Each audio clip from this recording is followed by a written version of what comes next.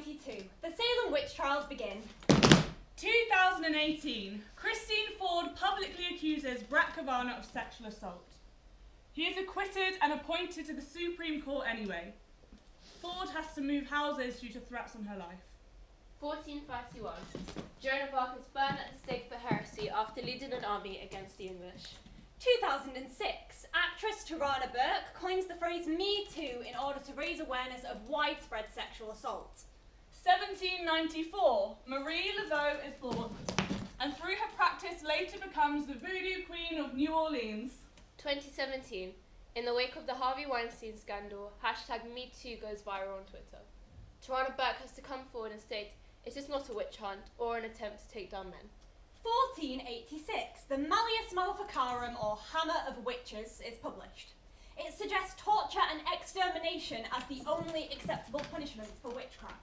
2015. Planned Parenthood is accused of illegally selling tissue from aborted fetuses for profit. It is stated by health advocates that this is a witch hunt on women's rights. 1693. Nearly 200 people were accused of witchcraft. 50 had confessed, 90 had been executed. 2012. Radio personality Rush Limbaugh publicly attacks an advocate for free contraception, stating, if we're going to pay for you to have sex, and by paying for your contraception, then you'd better put the videos online so that we can all watch them. 1910. The National Opposition for Women's Suffrage is founded in London. Its president, Lord Cromer, says that he believes women's suffrage to be a threat to the British Empire. 2011. A Toronto police officer stated, if women do not want to be victimised, then they should avoid dressing like sluts. This inspires the first slut walk. 1735.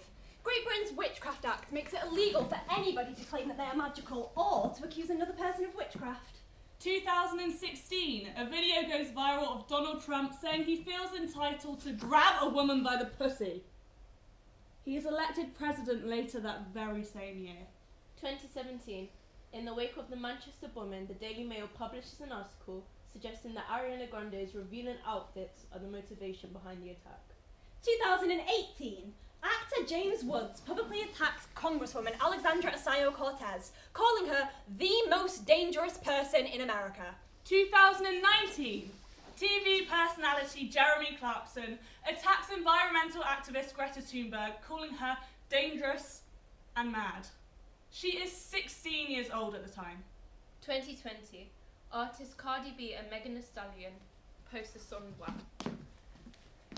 Political commentator Ben Shapiro says that the song is misinformation as women do not in fact get that wet. 2020. Author Joanne Rowling tweets an image of a shirt she has bought which states, "This witch doesn't burn." She publicly admits buying this shirt from a store which promotes violence against trans women and still has 14 million Twitter followers after this fact.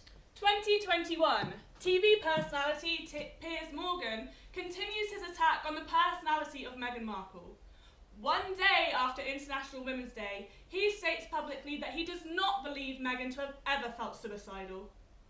2021. Although women are no longer burned at the stake, the witch hunt continues.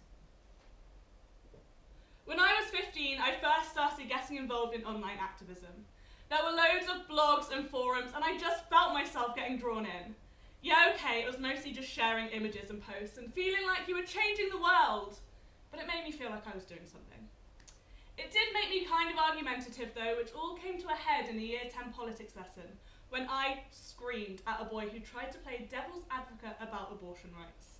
He was a dick, obviously, but I still ended up getting kept behind. I can still remember my teacher's exact words. £5 for a blowjob? Are you fucking joking? Look, I know I'm young, but I'm not new to this. I don't understand why people think they could just negotiate in my line of work. I mean, if someone was to quote you a price of a kitchen, you're not going to argue what you think the kitchen's worth. You leave it to the experts who know what they're doing, has bills and rent to pay. At the end of the day, I'm still doing a job and I need my money. So I don't know why it comes as such a surprise when... I find him in bed with 3 other people. 2 of them I'd never seen before in my life, but the third one was our postman. And the idea of looking him in the eyes after witnessing that every time I wanted to get a parcel, yeah, that kind of made me not want to exist. So I packed up the house and ran off with the kids, gone in 3 days flat. moved in with my sister, which is as far away as I could feasibly get.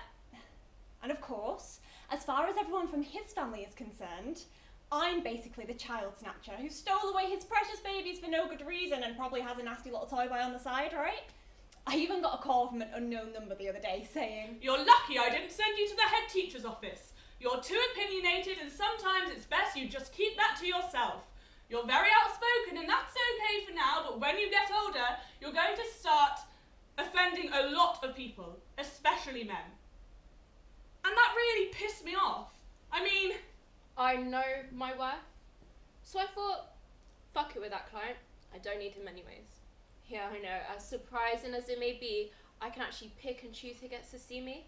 It's not just a free-for-all where I have no autonomy or control. I can actually choose to do the filthiest things. The number was blocked, but I know that it was his brother. Knobhead. He never liked me in the first place anyway. So yeah. Married young, divorced young, 2 kids, and as far as everybody from my old life is concerned, I, of course, am the bad guy. He gets to play the hero, meanwhile, I'm the one that had to walk in and witness that fucking orgy, and it really stuck with me, hearing that from an authority figure. It made me second guess myself every time I went to share an opinion, which is shit because it goes against everything I believe in. Instincts. Queen of Wands. Initial instincts, a woman in touch with her fiery side. Outspoken and bold. Now this feels like it should be me, but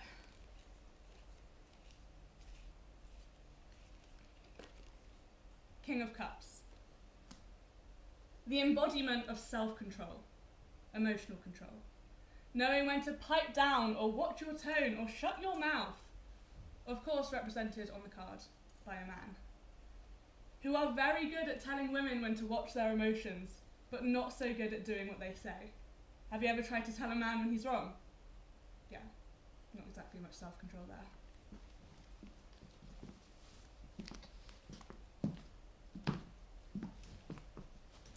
what I want, I get to choose. No matter what all you little saviours want to think. And there's a market for everything. I wouldn't have any business if there wasn't. The devil. Seduction, power, fear, and strength. That's how I'm seen. But it's a load of shit.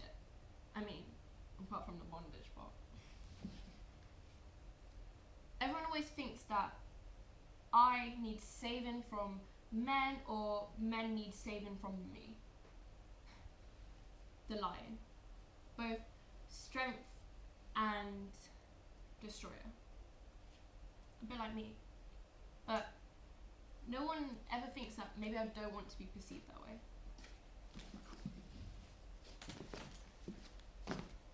It's just not something that you forget easily. But it feels like everybody's forgotten that I was a person before the man who ruined my life entered it. Some man walks into my story, does something awful, and then, as far as everyone else is concerned, he's my beginning, middle, and end.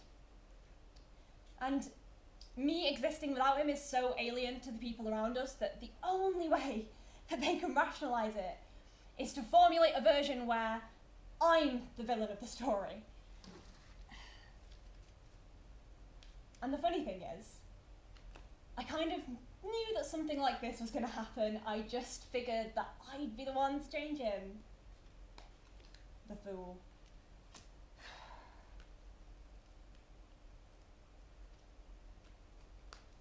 Death.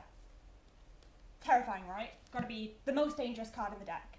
Destruction, desolation, the deserter. Except that's not what it means. It's actually meant to represent the death of an old life and birthing yourself into a new one, getting a bit of self-fucking realisation, but I guess when it's a woman that does that, it's just as terrifying. When they call a woman dangerous, who is she dangerous to? What is the danger that she possesses?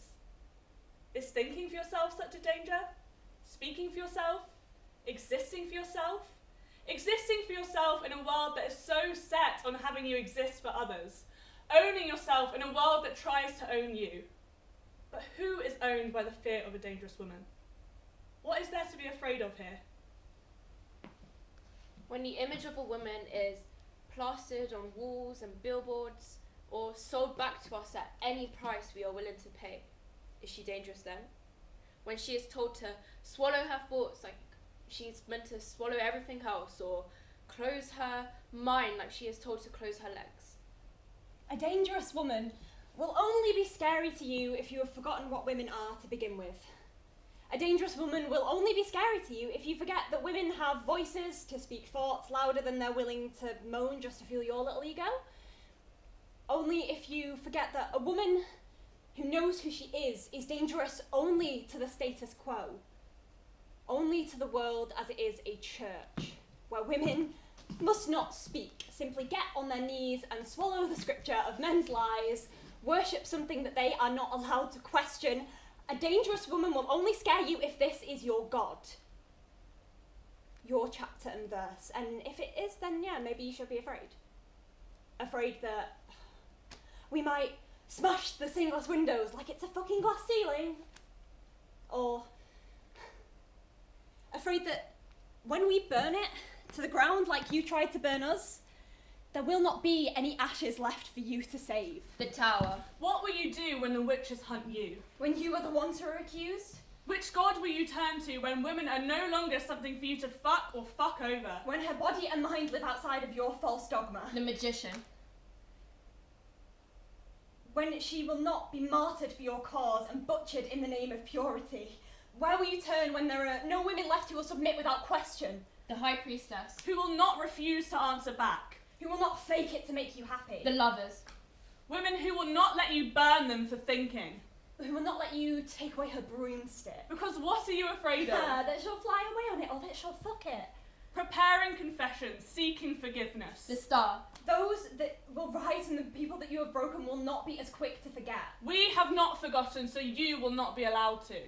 Where will you turn when all women are practicing the witchcraft of existing without you? The Empress. Existing outside the lines of what you believe women to be. Women with voices and with minds and with middle fingers up. Women with cunts that are theirs and clits that are actually touched. Women with dicks and with hair and with fists that fight back. And with teeth that bite back. Women who will not sit down. Women who will not let you point your fingers in their face and tell them who they are. Justice.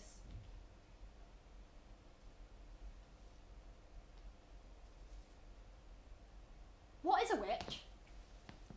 A magical woman. A strong woman. Okay. Someone in touch with their intuition, but they can use it for either good or bad. Someone to be feared. A witch is a long-haired lesbian with a bohemian fashion sense. Okay, yeah. A witch is anybody with magic powers, but you've got to admit, there's definitely some connotations of queerness there. A witch are crones in black pointy hats and capes, but also a woman with power. Any power. Witches are the matriarchy instead of the patriarchy, and that's what makes them scary, but two fucking bad men, I guess. They are cool skull ring collectors from Etsy. Oh, a witch is a bitch, just with more skills. A witch is just like you and me, I guess. A witch is a feisty, magical femme.